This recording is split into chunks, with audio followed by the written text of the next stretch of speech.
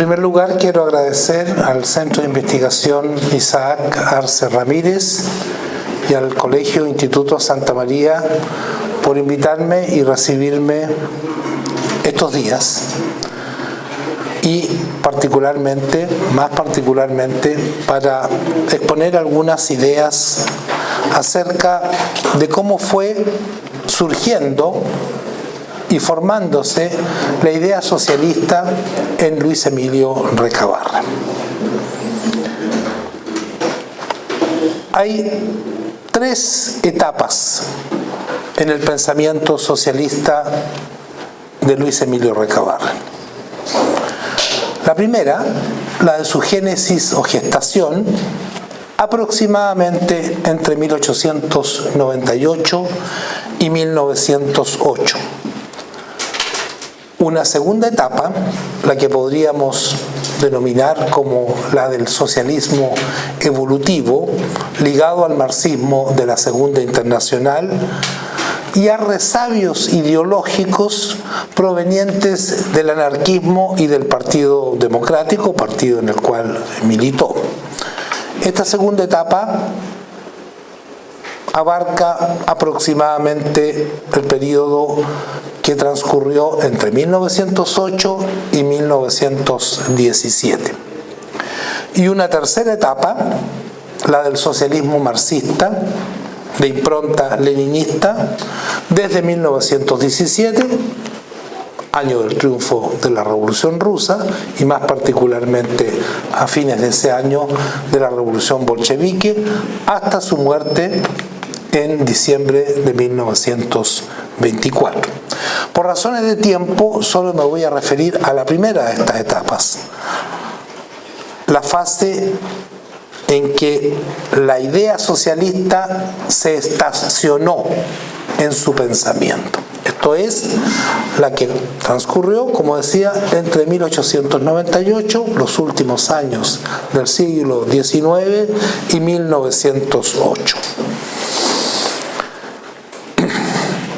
Hay que entender algunas cuestiones de contexto general, más allá de las ideas de Recabarren, porque cada persona se inserta en un tiempo y en un contexto histórico determinado.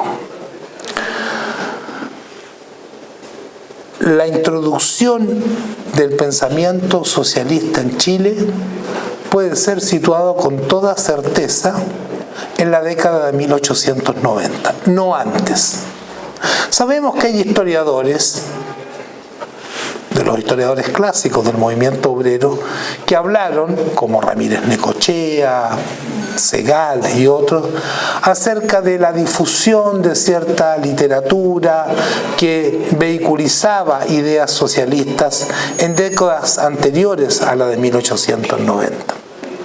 Pero la difusión de libros, de artículos, de folletos, en las que se expresaban de manera discontinua algunas ideas socialistas, no quiere decir que este pensamiento haya penetrado en la sociedad chilena, ni siquiera en algunos círculos restringidos, especialmente en los círculos que se relacionaban con el emergente movimiento popular, o incluso, ya en la década de 1880, con el emergente movimiento obrero. Porque más allá de algunos individuos en cuyas cabezas se pueden haber anidado algunas de estas ideas, la ideología que inspiró el movimiento por la regeneración del pueblo, que era el contenido preciso que adoptaba el movimiento popular de la época, hasta esa década, hasta comienzos de la década de 1890, no fue un pensamiento antisistémico de redención social, sino solamente una lectura plebeya o popular del ideario liberal de la élite. Se trataba, como lo he explicado en distintos trabajos, de un liberalismo popular, sui generis, que si bien podía y de hecho contenía elementos distintivos y potencialmente rupturistas con la doctrina clásica liberal, no poseía aún las características de decantación y radicalidad ideológica propias del socialismo y del comunismo. La ideología rectora del movimiento popular, en particular del movimiento mutualista, pero también de una pléyade de organizaciones populares como las logias de temperancia, las sociedades filarmónicas de obreros, las cooperativas, las escuelas vespertinas de artesanos, las cajas de ahorro, los periódicos populares que florecieron desde mediados del siglo XIX en adelante,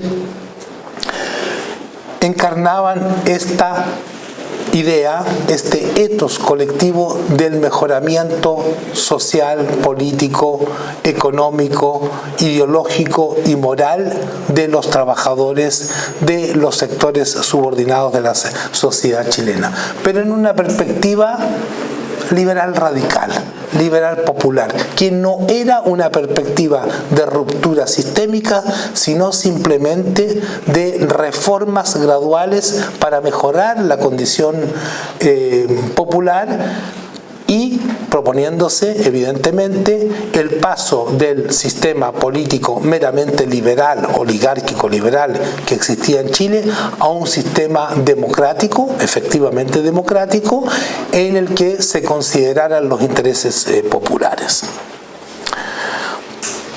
Poco después de la fundación del Partido Democrático, en 1887, que fue el primer partido popular de raigambre esencialmente artesanal, y de la huelga general de julio de 1890, que fue la primera huelga general que ocurrió en Chile.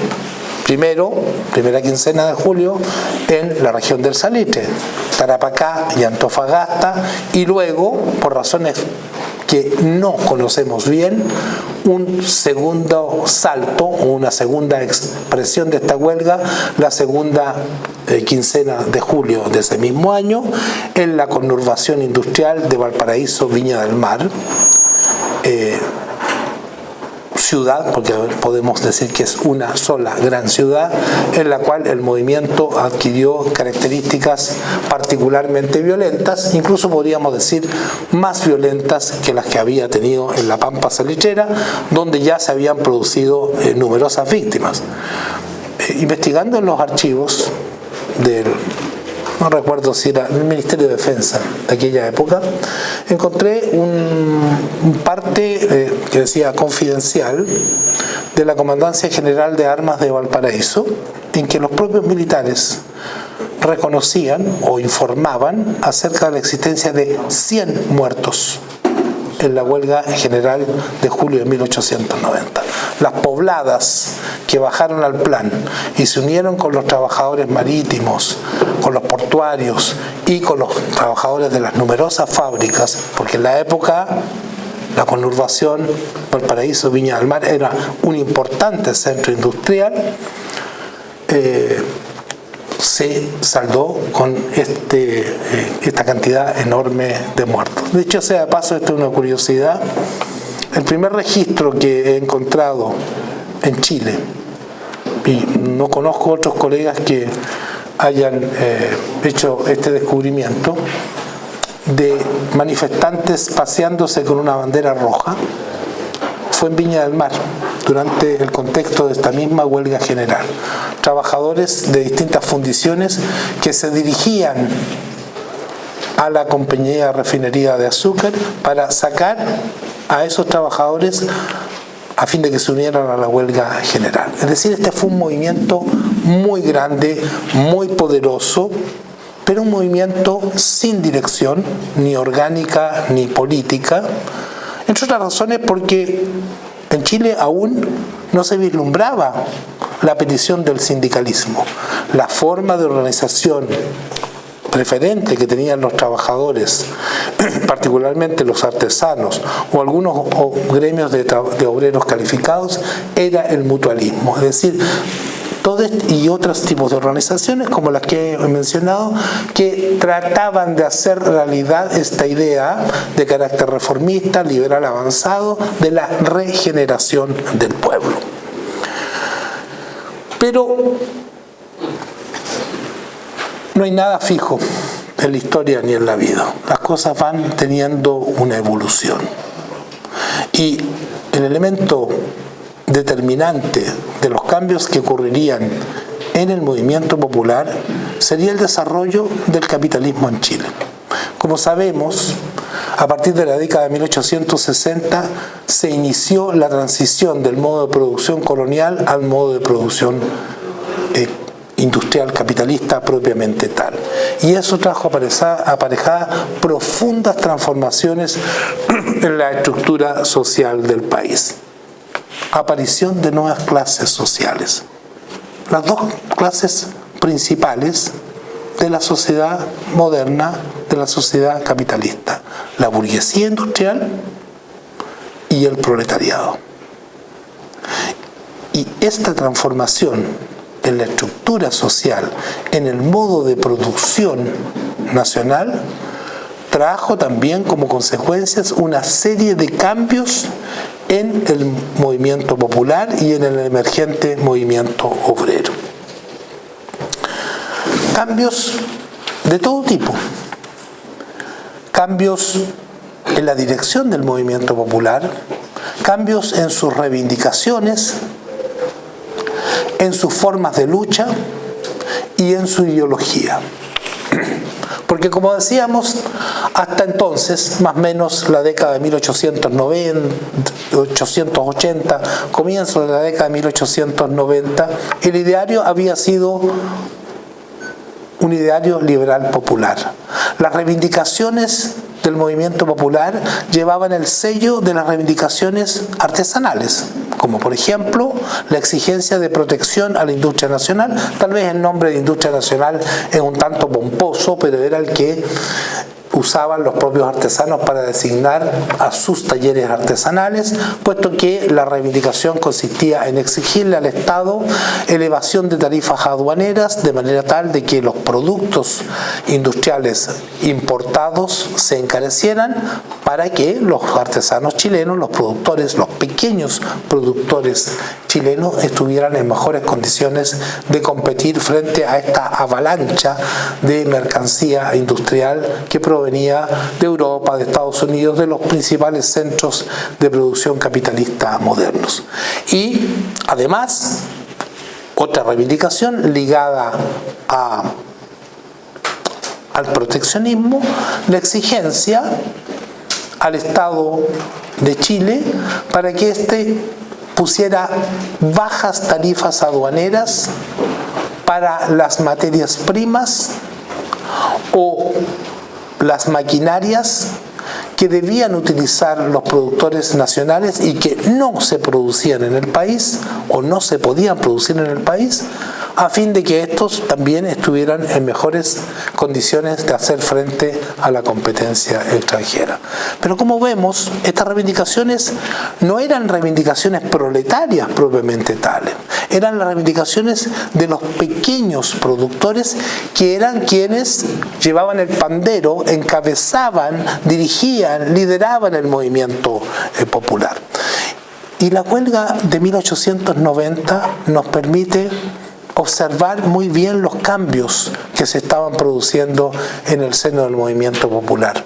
Porque a diferencia de las décadas anteriores, podemos observar de que en este gran movimiento de julio de 1890, el capitán de la multitud no fue el artesanado, fue la clase obrera. Fueron los obreros de la Pampa Salitrera, fueron los trabajadores portuarios de Arica, de Pisagua, de Iquique, de Antofagasta, de Valparaíso. Fueron los obreros de las fundiciones de estas mismas ciudades. Fueron los obreros de las fábricas que existían también, casi sin excepción, en estas mismas ciudades, sobre todo en las más importantes. Y las reivindicaciones fueron las reivindicaciones de la nueva clase trabajadora. No el proteccionismo para la industria nacional, sino los salarios. Mejora de los salarios. Pago en dinero efectivo, no en ficha salario. Términos a los registros en desnudo que se hacían en la pampa salitrera. Mejor trato laboral, etcétera, etcétera. Menos horas de trabajo. Reivindicaciones características de la clase obrera, de la clase trabajadora.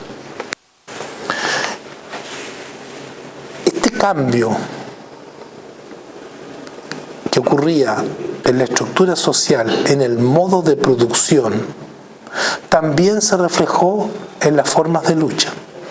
Porque hasta el momento la protesta social se había manifestado básicamente a través de dos grandes canales.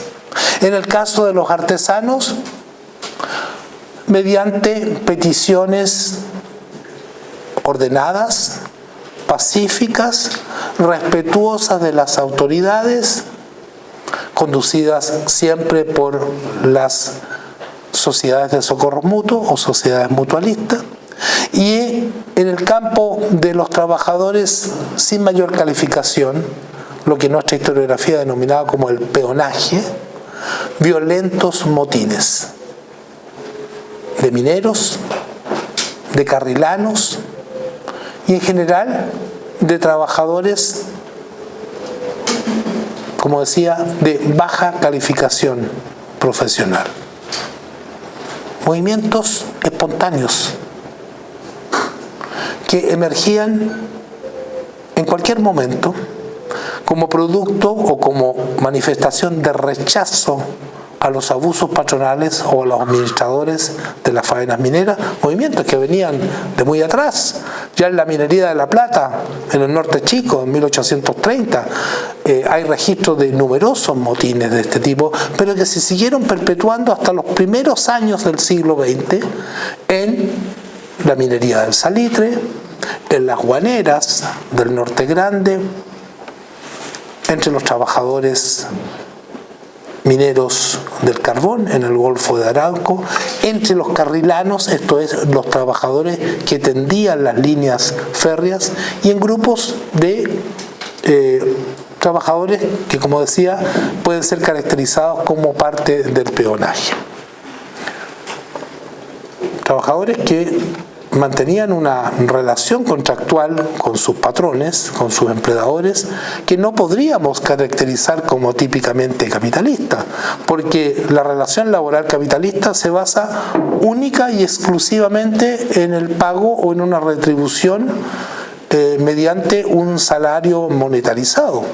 En circunstancias de que estos trabajadores muchas veces no recibían pago en dinero efectivo o no recibían toda su paga en dinero constante y cenante de curso legal, puesto que, como hemos visto, en muchas partes del país imperaba el pago en ficha salario, no solo en las salitreras. La ficha salario se creó en el campo, en las haciendas, de ahí emigró hacia la minería. Y se hizo famosa en la región del salitre, pero también existía en las minas de carbón, existió en algunos momentos en algunos puertos, es decir, en variados sectores de la actividad económica. Y se mantuvo durante mucho tiempo.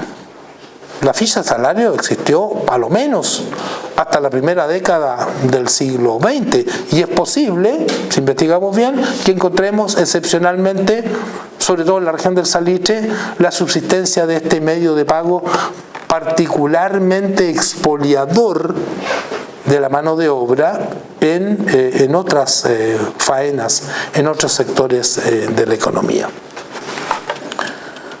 Y las formas de lucha también empezaron a cambiar.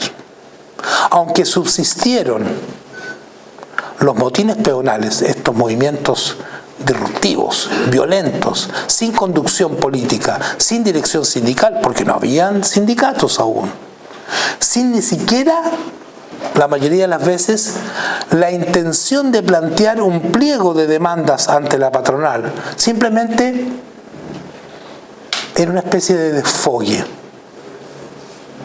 una manera como los trabajadores daban rienda suelta a su indignación, a su protesta, pero sin tener aún capacidad de plantear un proyecto alternativo, ni siquiera a corto plazo, para el mejoramiento de su situación.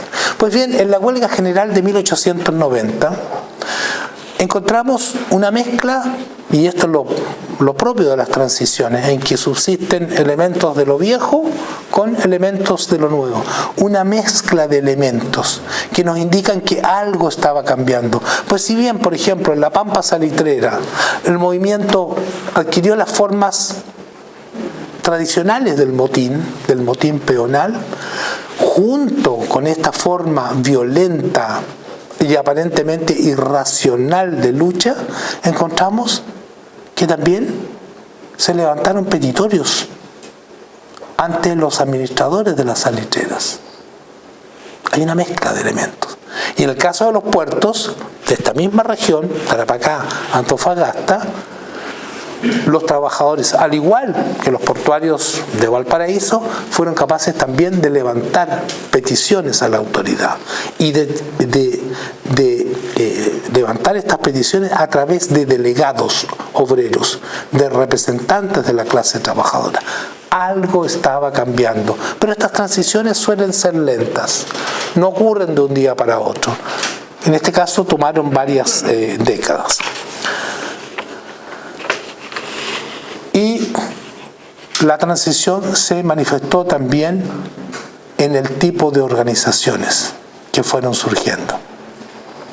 En 1898 surgieron las primeras formas de organización sindical, las sociedades de resistencia, impulsadas en un primer momento por los anarquistas en Santiago y luego, a muy poco andar, por una diversidad ideológica bastante más amplia de trabajadores, porque junto a los anarquistas se sumaron militantes o activistas del ala izquierda del Partido Democrático, lo que en esa época se conocía como el sector doctrinario del partido, en el cual ya militaba nuestro personaje, Luis Emilio Recabarren, trabajadores sin partidos y también trabajadores que empezaban a abrazar las emergentes ideas socialistas, algunos de los cuales ya pertenecían a efímeras, pequeñas organizaciones socialistas que florecían a los márgenes del Partido Democrático, a la izquierda del Partido Democrático, pero sin lograr aún arraigarse. Grupos que muchas veces salían de este partido para formar una organización de posiciones más radicales, más combativas, fracasaban en su intento de levantar esta alternativa, volvían al Partido Democrático, intentaban levantar en el seno de este partido una corriente socialista, es decir, un vaivén que duraría bastante tiempo hasta que en 1912 Luis Emilio Recabarren encabezara la fundación de lo que sería la primera organización con esta ideología que logró enraizarse y echar sólidas raíces el Partido Obrero Socialista.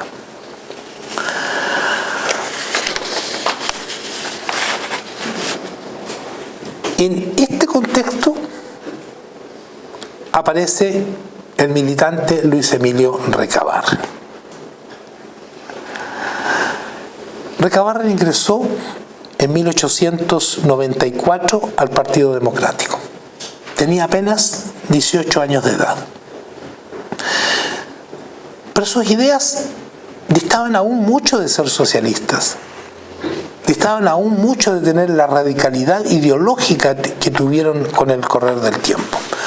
En 1898 publicó un artículo de prensa, un duro artículo de prensa, contra el anarquista Luis Olea, tratándolo de parásito y exponente del socialismo exaltado, o sea, juicio nada halagador para Olea. Hagamos un paréntesis, ¿quién era Olea? Luis Olea era un obrero, un trabajador, uno de los fundadores de la corriente anarquista en Chile. Fueron tres jóvenes: Luis Olea, Alejandro Escobar y Carballo y Magno Espinosa. Parece ser que Luis Olea es el rucio de la cantata Santa María de Iquique. al cual se refiere la cantata Santa María de Iquique. Fue uno de los dirigentes de la huelga grande de Tarapacá, que el 21 de diciembre de 1907 estaba en la azotea de la escuela, a la entrada, como parte de la dirigencia del movimiento, contra la cual dispararon las ametralladoras del general Silva Renard. Luis Olea cayó herido. Los militares lo dieron por muerto. Gracias a los habitantes del barrio, logró escapar, sanarse y huyó hacia Perú, donde vivió algunos años, para emigrar finalmente a Ecuador, donde murió en 1911. Pero bueno, volvamos al hilo central. Esta es una curiosidad solamente. Recabarren publicó en 1898 desde una posición bastante moderada, que era la de su partido, un duro artículo contra Luis Olea. Dice que era un exponente del socialismo exaltado y esto es lo que nos interesa, definiendo su propio socialismo, porque Recabarren ya empezaba a inclinarse por la idea socialista como, lo cito textual, un socialismo bien entendido. Pensamos que pueden hacerse transformaciones sociales como la igualdad humana, en la desaparición de las injusticias, en el alivio de las clases proletarias, en la nivelación relativa de las fortunas, en la disminución de las grandes riquezas que deben contraerse al desarrollo industrial y, en fin, de tantos otros medios que hay para... Hay que poner atención a esta frase, para igualar las condiciones sociales. Nos habla de eliminar las clases sociales o de superarlas, igualar las condiciones sociales.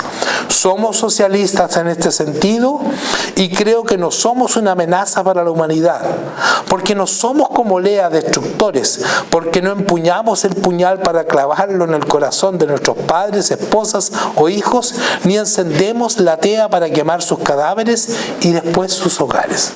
O sea, hasta ese momento el tono del discurso de Recabarren era bastante moderado, podríamos decir incluso bastante conservador. Se hacía eco de alguna manera del discurso dominante, difundido por las clases dominantes, por la prensa burguesa, que tipificaba a los anarquistas como incendiarios, como extremistas, como gente sin Dios ni ley. Bueno, ellos mismos se autodefinían como personas sin Dios ni ley, pero como elementos negativos respecto a los cuales había que mantener distancia, establecer una diferencia. Y si nos centramos en la autodefinición de Recabarren como socialista, habrá que concluir que este era un socialismo tenue, reformista, reflejo de las condiciones del medio social y político en que desenvolvía su acción Recabarren.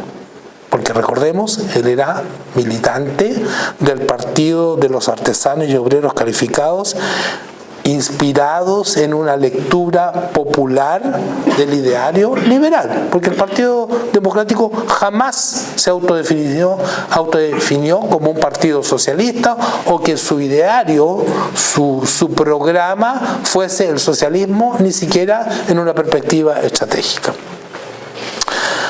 La reciente aparición de expresiones ideológicas y políticas más radicales que el liberalismo popular, como el anarquismo y el socialismo, era el fruto, como hemos venido viendo, de los factores materiales y subjetivos que se articulaban en la misma dirección.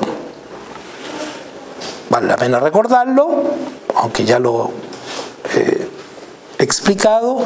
Por un lado, la transformación de la economía chilena, que sufrió en las últimas décadas del siglo XIX una transición del modo de producción colonial al modo de producción capitalista, generando un proceso de incipiente industrialización que trajo aparejado la formación de nuevas clases y estratos sociales, principalmente la burguesía industrial y la moderna clase obrera, en base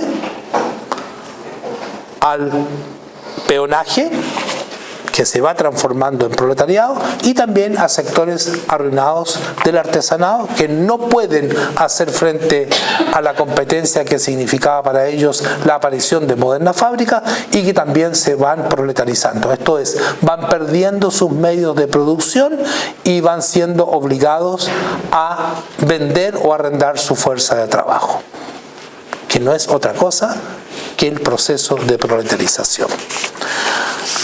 A su vez, la llegada a Chile de las ideologías de redención social, del anarquismo y del socialismo, porque en esta época empiezan a llegar persistentemente estas ideas, encontró en los últimos años del siglo XIX un terreno más favorable para su difusión y enraizamiento en la naciente clase obrera y en ciertos núcleos del artesanado decepcionados de la creciente cooptación de su partido, el Partido Democrático, por la República Parlamentaria y su entrada en los juegos politiqueros junto a los partidos de la oligarquía. Aquí hay un hecho fundamental. En 1896, el Partido Democrático, contradiciendo su reiterada declaración de autonomía absoluta, esto es, de no aliarse con ningún partido burgués,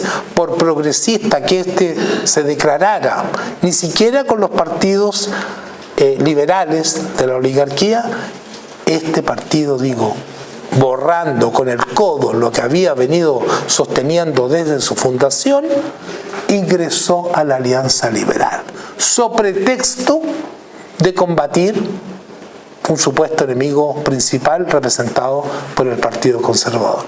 Pero quienes hemos estudiado en detalle ese proceso, sabemos que la motivación de los principales dirigentes del Partido Democrático, especialmente de su ala más conservadora, el ala encabezada por Malaquías Concha, su principal fundador, el ala reglamentaria, ese era el nombre que recibía esta tendencia que con el correr del tiempo se convertiría en fracción y enfrentaría a la tendencia o fracción doctrinaria, era una preocupación bastante más prosaica.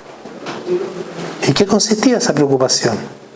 En que, como en aquella época no existía un tribunal electoral o un servicio electoral, quienes calificaban las elecciones de diputados y senadores, quienes decían que un determinado candidato había sido elegido correctamente y por lo tanto estaba en condiciones de asumir el cargo parlamentario, eran los propios parlamentarios. Y esa decisión no se tomaba en función de la corrección de la elección, en función de un criterio de justicia, sino por razones políticas. Y podía ocurrir, como perfectamente le ocurriría años más tarde al propio Recabarren, que alguien siendo electo, incluso limpiamente, podía ser despojado de su cargo a través de una decisión del Parlamento, de la Cámara de Diputados en particular, que estableciera que él no era el ganador, que se habían cometido irregularidades y que el ganador era otro candidato. Entonces el Partido Democrático, como una forma para proteger sus posibles electos, y ya estaba conquistando algunos puestos de diputados, ingresó a la Alianza Liberal para tener un marco de alianzas que ratificara la elección de sus diputados y más tarde de sus senadores. Y a partir de entonces el Partido Democrático entró en este juego politiquero de la República Parlamentaria, que ya no tenía que ver con ningún principio ideológico, porque la política chilena se había convertido en algo que, a diferencia del pasado, que si bien tenía algún sustento ideológico y que tenía que ver con las así llamadas luchas religiosas entre liberales y conservadores, entre partidarios del clericalismo o partidarios del Estado laico, ahora simplemente era una repartija de cargos si en algo esto se parece a la actualidad, no es culpa mía, ¿ya? Era una repartija de cargos sin principio en que se podían producir las alianzas más increíbles, hasta en algún momento de radicales y conservadores, que eran los polos extremos opuestos de este arco político. Y el Partido Democrático ingresó alegremente a este fango y empezó el proceso de corrupción creciente del partido en el que militaba Recabarren. Estos factores incidieron en la evolución del pensamiento político de Recabarren, que se fue decantando, radicalizando poco a poco al calor de las luchas sociales y de las pugnas y debates ideológicos en el seno del Partido Democrático. Entre 1898 y mediados de 1904, sus manifestaciones públicas de adhesión a la idea socialista o a los postulados de Marx fueron aún poco numerosas. Aparte, la ya mencionada, negativa más bien, ¿no es cierto?, cuando atacaba a Luis Olea en el diario La Tarde, registramos una carta a Abdón Díaz. Abdón Díaz era el líder de la primera sociedad mancomunal de obreros, la que se formó en Iquique en el año 1900, fechada el 23 de enero de 1902, en la que sostenía que el sentimiento común de ambos, Díaz y Recabarren, era, así lo decía Recabarren, la emancipación de los trabajadores efectuada por ellos mismos, como lo ha dicho el sociólogo alemán Carlos Marx. Y la ortografía que aparece en el periódico, no sabemos si el error es del propio Recabarren o del diario El Trabajo, publicado en Iquique el 23 de febrero de 1902, era M-A-R-S-C-H, Carlos Marx, no sé cómo se podría pronunciar. En abril de 1904, al referirse a la construcción del edificio de la Mancomunal de Obreros de Tocopilla, catalogó esta tarea realizada de manera colectiva por los trabajadores como una nueva manifestación de la cultura, aludiendo de manera genérica y un tanto vaga a la fecunda semilla del socialismo tocopillano. No obstante, en septiembre del mismo año, el concepto era anunciado con más fuerza al señalar que los trabajadores de numerosos puntos del país darían un paso, lo cito textual, incorporándose a las filas socialistas, asociando la idea socialista al mejoramiento de sus condiciones de vida y una corriente política al interior del movimiento obrero. Luego, entre agosto y septiembre de 1904 se produjo un hito importante en el proceso de decantación ideológica de Recabarren. Estando preso en la cárcel de Tocopilla, Recabarren estuvo muchas veces preso, 8 veces. Estando preso en la cárcel de Tocopilla, protagonizó una encendida polémica con el anarquista, que ya mencioné, Alejandro Escobar y Carvalho, quien lo emplazó tratándole de compañero y amigo, o sea, en un tono fraternal, pero enérgico, lo emplazó a una definición ideológica. Todo esto apareció en la prensa obrera de la época, y es de ahí donde podemos rescatar esta discusión. Le dice Escobar y Carvalho: ¿es usted socialista? ¿Es usted anarquista? ¿O es usted demócrata? No lo sé, pero me figuro que las tres cosas a la vez. Por sus escritos, por su labor y por sus promesas, usted es triple. Sea de ello lo que fuere, dígame, ¿qué propaganda es la que usted quiere hacer? ¿La que hace o cree haber hecho? Tal vez ni usted mismo lo sabe. Pues bien, eso es lo malo. Usted debe estudiar a fondo la cuestión social. Y después de conocer perfectamente las escuelas socialistas, ya podrá usted decidirse y propagar con conocimiento de causa lo que usted crea depositaria de la verdad. La respuesta de Recabarren situó la discusión en un nuevo plano, porque este fue un ir y venir de varias cartas a lo largo de un par de meses. Su adscripción ideológica fue proclamada con orgullo y nitidez. ¿Qué soy yo? Es decir, ¿en qué escuela milito? Soy socialista revolucionario. Eso es lo que indican mis escritos y mi labor. Promesas no hago jamás propiamente tales. ¿Qué fin u objetivo persiguen todas las tendencias socialistas? Digo yo a mi vez y respondo: el fin que persiguen socialistas, demócratas y anarquistas y demás es, buscando el término más adecuado a todos, la felicidad proletaria para llegar a la felicidad universal. Soy socialista revolucionario y creo facultativo de mi yo individual y consciente escoger las armas que a mí me plazcan. Si son armas para hacer la revolución, nadie debe insultarme por esto. Soy socialista revolucionario y entre los medios, es decir, las armas que llevo hasta hoy en mi bagaje para hacer la revolución, está el parlamentarismo, y de esto yo no tengo la culpa, porque así se ha formado en mi conciencia. Por esta razón milito en el Partido Democrático con honor hasta hoy en él. ¿Qué derecho tienen para tratarme o tratar de charlatán o arlequín al que está convencido de que esta arma aún es útil? Responda. ¿Quieren ustedes imponer un ideal que se llama libertario?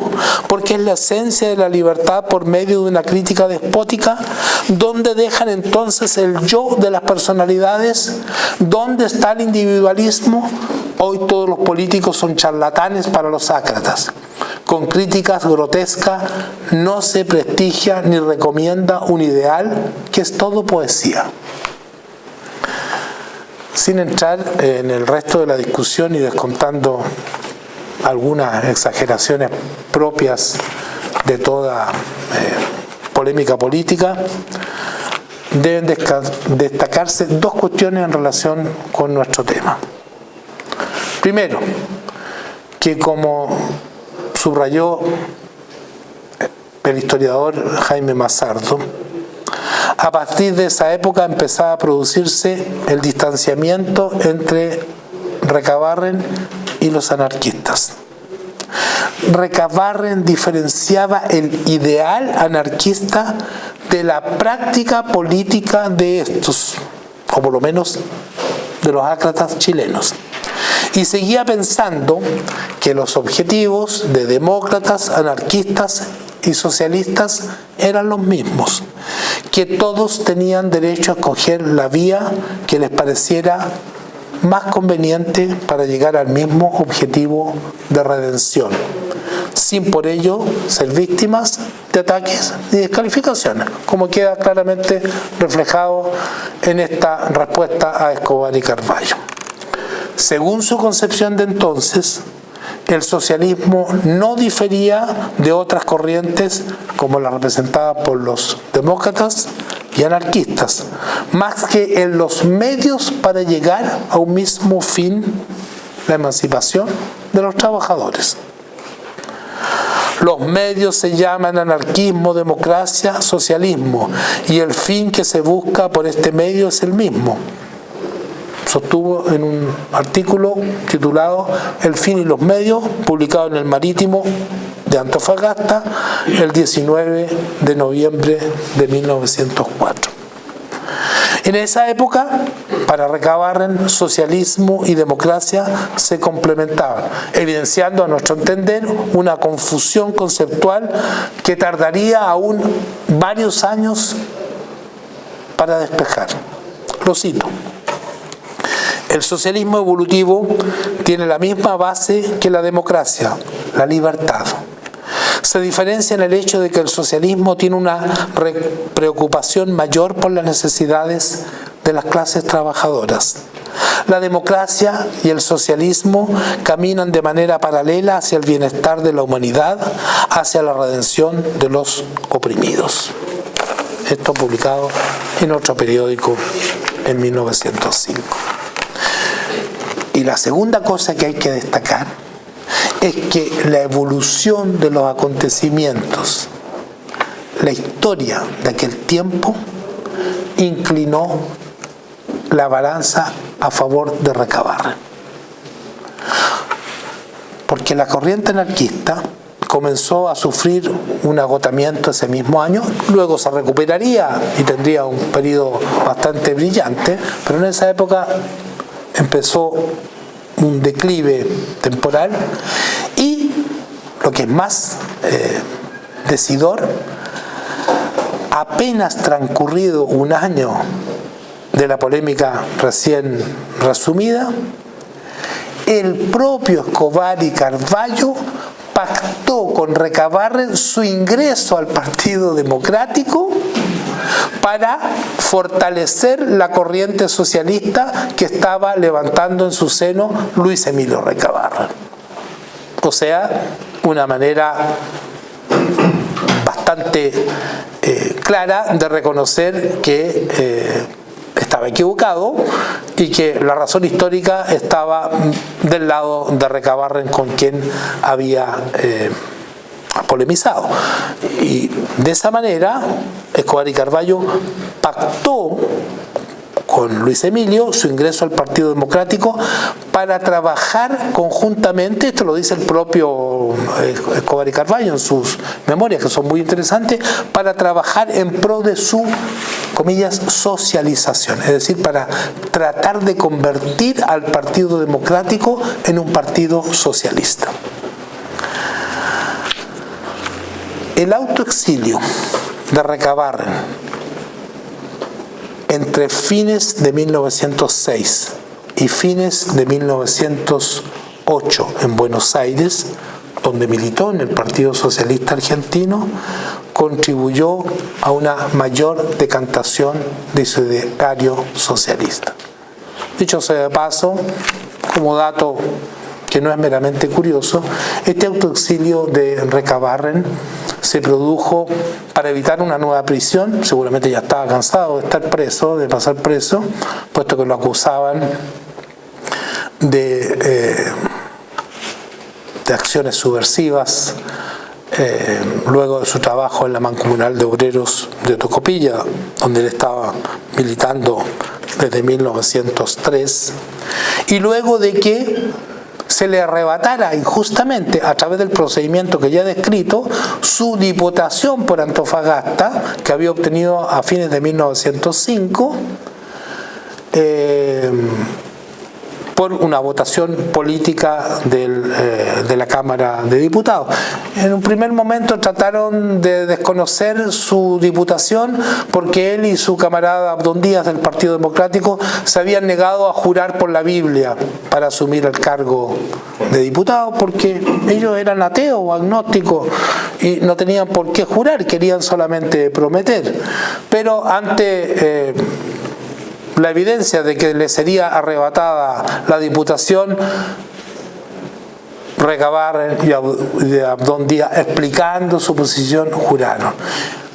Como no los pudieron, o en particular a Recabarren, no lo pudieron pillar por ese lado, le inventaron un fraude electoral cometido en la elección y de esa manera le atribuyeron la diputación a un militante del Partido Radical, circunstancia de que la elección de Recabarren había sido absolutamente limpia. Coincidiendo este despojo con la persecución judicial de la cual era objeto, para impedir que lo arrestaran nuevamente, Recabarren se autoexilió en Argentina, donde, como decía, militó 2 años en el Partido Socialista Argentino, visitó Europa, contactó en Bruselas a la oficina de la Internacional Socialista y de esta manera fue enriqueciendo su pensamiento político, siempre en contacto con Chile, siempre en contacto con sus compañeros de la fracción doctrinaria, o si se quiere a esa altura doctrinaria socialista del Partido Democrático. Un hito importante en su demarcación con la corriente anarquista, y señalo esto porque hasta hace poco tiempo Recabarren decía socialistas, demócratas y anarquistas son más o menos la misma cosa, fue su discurso pronunciado en el Teatro Verdi de Buenos Aires a fines de marzo de 1907, cuando se discutía la creación de una confederación unitaria de trabajadores. En esa ocasión apoyó activamente la propuesta socialista de dejar en libertad a los afiliados a los sindicatos de escoger o no los medios políticos, es decir, de participar en elecciones, presentar candidaturas, constituir partidos políticos, incluso eventualmente hasta partidos políticos legales, fuera de la organización gremial, cuestión a la que se oponían tenazmente los anarquistas. Confirmando su cada vez más firme adhesión a la corriente socialista internacional, en mayo de 1907, por iniciativa propia, envió una carta informe al Buró Internacional Socialista, asentado en Bruselas, informándole de la existencia de la corriente demócrata socialista al interior del Partido Democrático Chileno, su propia corriente, y afirmaba la conveniencia de promover su ingreso al concierto del socialismo internacional. Por ello, y a pesar de no detentar ninguna representación oficial, esto fue por sí y ante sí, solicitó en mayo de 1907, o poco después, que se enviara a Chile las bases y condiciones que se requieren para afiliarse al Partido Socialista Internacional y que sometiera su informe a la consideración del Congreso Socialista Internacional, o sea, el Congreso de la Internacional Socialista, a realizarse en Stuttgart en agosto del mismo año, expresando su deseo de que el Partido Democrático estuviera representado en el siguiente Congreso de la Internacional Socialista. Para reforzar la ofensiva de su corriente, en vísperas de la realización de una nueva convención doctrinaria de su partido, es decir, del ala crítica respecto de la dirección oficial, en septiembre de 1907, Recabarren envió un manifiesto dirigido a todos los demócratas de la República Chilena, proponiendo el cambio de nombre del Partido Democrático, por el de Partido Demócrata Socialista, partiendo de la constatación de que el programa democrático ya no satisfacía completamente las aspiraciones generales del proletariado, lo que exigía, sus propias palabras, una ampliación exigente para abrir horizontes más vastos a dichas aspiraciones. En ninguna parte del mundo, argumentó Recabarren, existía un partido obrero con el nombre de Partido Democrático o demócrata. Solo en algunos países había instituciones con dicho nombre, pero se trataba de organizaciones burguesas creadas con el propósito de dividir a los obreros y alejarlos de su verdadero hogar. Para llevar a cabo la transformación del partido, Recabarren propuso, para ser discutida en la próxima convención partidaria, una breve declaración de principios en la que afirmaba que, dado que la clase trabajadora era oprimida y explotada por la clase capitalista gobernante, el partido aceptaba la lucha de clases, textual, declarando su solidaridad para con todas las asociaciones del mundo que sustenten iguales principios. En consecuencia, proponía que el Partido Demócrata Socialista debía declarar que aspiraría a 1. La posesión de los poderes públicos por la clase trabajadora, los poderes legislativo, ejecutivo, judicial y comunal. 2. La transformación de la propiedad individual o corporativa de los instrumentos de trabajo en propiedad colectiva, social o común, entendiéndose por instrumentos de trabajo la tierra, las minas, las fábricas, los transportes, las máquinas, capital, moneda, etc., todo bajo administración comercial o sindical.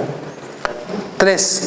La organización de la sociedad sobre la base de la federación económica, el usufructo de los medios de trabajo por las colectividades obreras, garantizando a todos sus miembros el producto total de su trabajo y la enseñanza general científica y especial de cada profesión a los individuos de uno y otro sexo. 4. La satisfacción por la sociedad de las necesidades de las personas impedidas por la edad o padecimiento.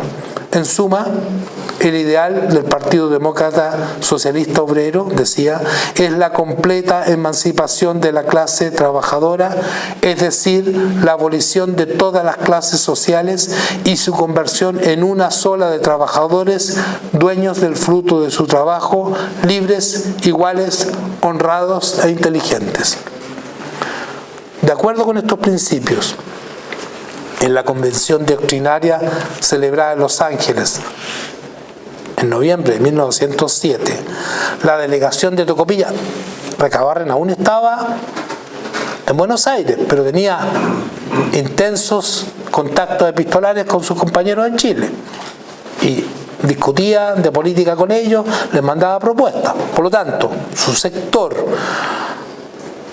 en particular la delegación de Tocopilla, donde él había militado en el partido, militaba aún en el Partido Democrático, propuso cambiar el nombre del partido por el de socialista, pero su moción fue rechazada por amplia mayoría de delegados que prefirieron continuar con la denominación de Partido Demócrata Doctrinario, porque esta era una de las dos fracciones en que seguía dividido el partido. Como hemos visto, hacia aquella época la idea del socialismo había llegado en Recabarren a un punto en que las fronteras con la democracia habían quedado completamente trazadas. Ya no existía en la mente de Recabarren esta confusión, esta amalgama, esta identificación entre socialismo, democracia y anarquismo. Todos queremos lo mismo, pero con medios distintos. Y lo reconoció. Lo dijo abiertamente, lo cito: no hace mucho tiempo yo creía que la democracia y el socialismo eran más o menos la misma cosa, que los dos no eran sino complementarios y que no había entre ellos otra diferencia que la del nombre. Sin embargo, el estudio y el hecho de que estoy desde hace algunos meses en la fila socialista de esta nación, Argentina, y la atmósfera nueva que respiro me han permitido comprender la diferencia entre los dos conceptos. He estudiado de nuevo ambos programas, el demócrata y el socialista, y cuán enorme es la diferencia. El programa demócrata aparece pálido, insignificante, solo contiene un programa de reformas por realizar sobre las instituciones existentes, ampliándolas, suavizándolas, democratizándolas, pero dejándolos siempre lo que son, instituciones coercitivas de la libertad dominadas por la burguesía. La democracia proclama reformar instituciones, democratizándolas. El socialismo proclama la desaparición de las instituciones inútiles y su reemplazo por otras totalmente distintas, socializándolas. Democracia es el gobierno del pueblo, por el pueblo y para el pueblo. Socialismo es la socialización común de la propiedad de la tierra y de los medios de producción. Más claro, la democracia quiere que el gobierno sea formado por el pueblo, que vengan a él los obreros y legislen a favor del pueblo, pero que exista siempre gobierno. El socialismo acepta el gobierno solo como forma primitiva y transitoria para establecer y consolidar la forma de sociedad socialista que será resistida por la burguesía hasta mucho tiempo después de producida la revolución que transforme el orden social. O sea, antes del término de la primera década del siglo XX, podemos decir que esta primera etapa de la formación del pensamiento socialista de Luis Emilio Recabarren había terminado. Él ya había asumido completamente las diferencias entre la corriente socialista y otras corrientes que estaban presentes y se disputaban la conducción del movimiento obrero y popular, como el anarquismo y la democracia. A modo de conclusión, para dejar abierta la posibilidad de intercambiar ideas y reiterando algunas cosas ya expresadas, podemos decir que el pensamiento socialista de Recabarren se formó por aproximaciones sucesivas, desde una vaga adscripción al socialismo, casi en simbiosis con las ideas democráticas, o si se quiere, las ideas del Partido Democrático, hasta una presencia creciente de elementos del marxismo, como hemos visto en esta cita, adquiridos al parecer durante su primera residencia fuera de Chile, en Argentina, entre 1906 y 1908. Las luchas sociales, la agudización de la lucha de clases en Chile, la respuesta represiva del Estado, es el ciclo de masacres obreras entre 1903 y 1907, especialmente en esta región. La huelga general de Antofagasta, Plaza Colón, decenas de muertos, ocasión en la que el propio Recabarren, que estaba acá, es detenido, y el holocausto de la Escuela Santa María de Iquique el 21 de diciembre del mismo año, que se sumaban a las masacres de la huelga de la carne en octubre de 1905 en Santiago y de la huelga portuaria y marítima de Valparaíso en abril-mayo de 1903. Todos estos elementos confluyeron con las lecturas, nuevas amistades y experiencias en el extranjero en la formación de este pensamiento. Su maduración se produciría al calor de las nuevas experiencias vividas durante la vida de lo que sería el Partido Obrero Socialista, que él fundaría en Iquique en 1902, las luchas sociales que adquirirían un importante desarrollo en Chile durante esa década y, evidentemente, un hecho mayor de trascendencia mundial, la Revolución Rusa. Muchas gracias.